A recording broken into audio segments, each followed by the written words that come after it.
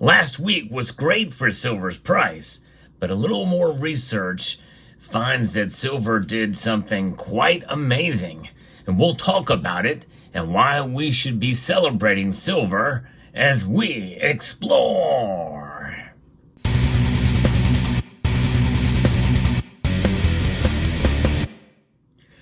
I don't need the price of silver to celebrate what the metal is. I've always been a fan of silver and find it unique among the metals for being the most diverse, and its properties are matched by no other metal on the periodic table. It's one of the reasons why it is found in so many uses. And that's really been the case for a long time. In fact, there was a time in history when silver was about as rare as gold in certain regions around the world. Egypt is one area that comes to mind when silver was valued just as much as gold. But that's really the only time in history where we've seen it, that being the case. But what about silver has made it so impressive in its performance over the past week? Well, its price has jumped up dramatically. In fact, just this past Friday, we saw silver climb up, ending the session 2.29% up. That's a 69% increase in price in the day to $31.16, bucking the trend that we've been seeing for the past few Fridays and the past 6 weeks. Only one other Friday we have seen an increase in the price. So that alone is something that's worthy to celebrate. Now, many people feel that the price of silver is suppressed. And I believe that there may be some of that going on. We know there's price manipulation, but what about silver's performance last week that I think is impressive? Well, I just mentioned that. The one close that we've seen for that Friday is something we don't usually see too often, especially in the last 6 weeks. In fact, really, if you look at the trend line, it seems that the metals do get kind of knocked down, at least to some degree, on Fridays. But again, there are exceptions to the rule. But especially nowadays, we're starting to see silver really kind of break out. And it is performing quite well. 7.1% performance for the overall week. That outweighs, inflation by a long shot, especially in any given week. Now, again, understanding that silver's price can get knocked right back down again. We're hoping that won't be the case. And when you compare it to gold, it is still a very high ratio. Gold has been a stronger, stable store of value. There's no question about that in comparison to silver. How the gold to silver ratio right now is just below 77-1. So why is silver so impressive over the past week? Because it has performed better than any other metal. There's a chart that shows the weekly price performance of the metals, and silver beats copper by less than a percentage point. Copper has been on fire lately too. In fact, it did reach a recent high of $5 per pound, but it closed the week last week at about $4.67 per pound. And the only other metal that comes close is going to be palladium, up 6%. It is actually now outperformed at a higher price than platinum, which was in a distant fourth where platinum is. And so when you look at that, that's kind of remarkable to see silver outperform those metals. So it, as a weekly performance of 7.1%, is a big deal, considering what we've been seeing.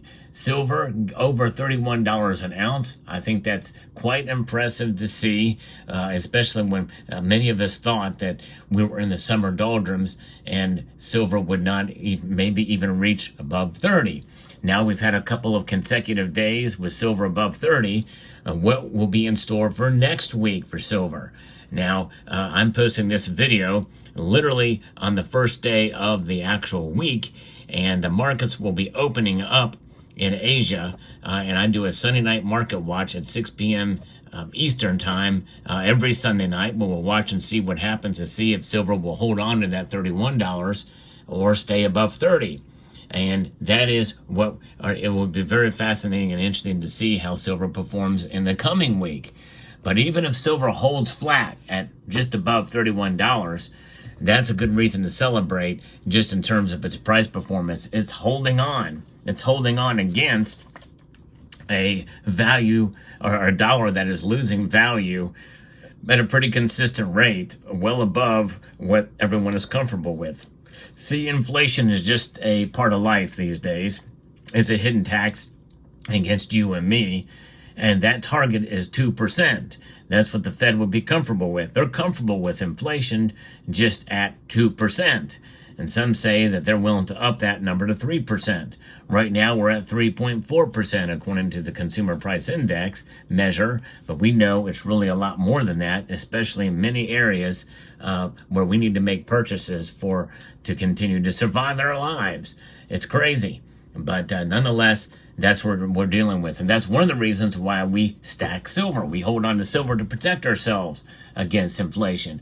And I think in part that is what is contributing to silver's price performance over the past, really since March. We've seen silver really perform very well.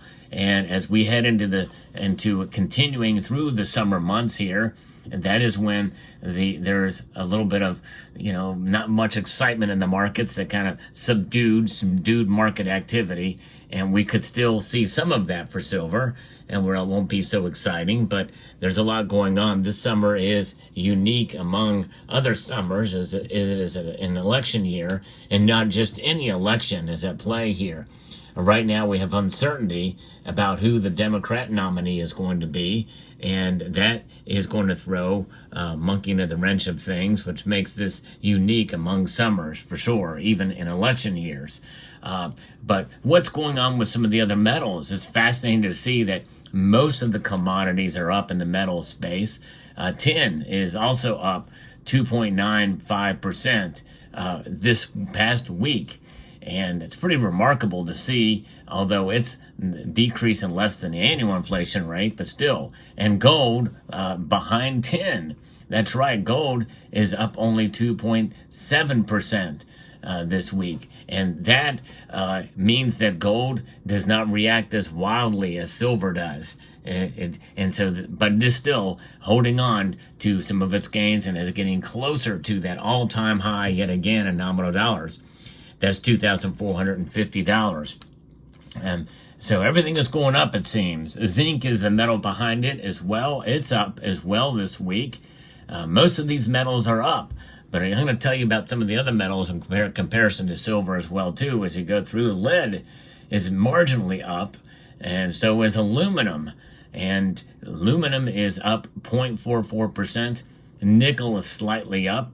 Vanadium is flatline, no movement at all in vanadium's price, and lithium, surprisingly, has not done anything this week either.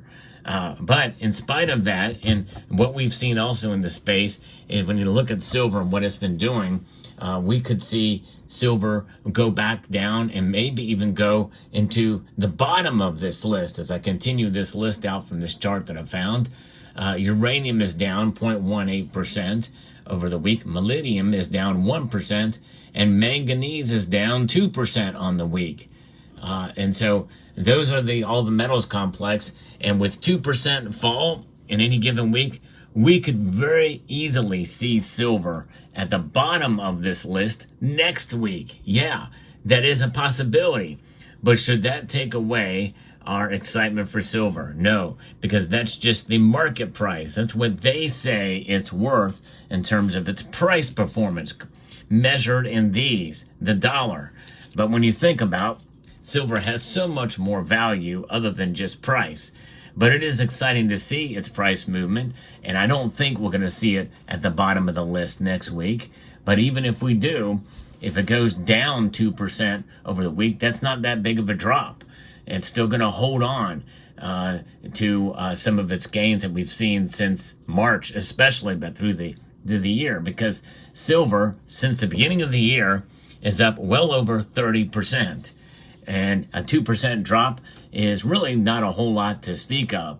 And so this weekly performance chart that's shown is just an interesting measure, and we can celebrate our gains this week of 7.1%.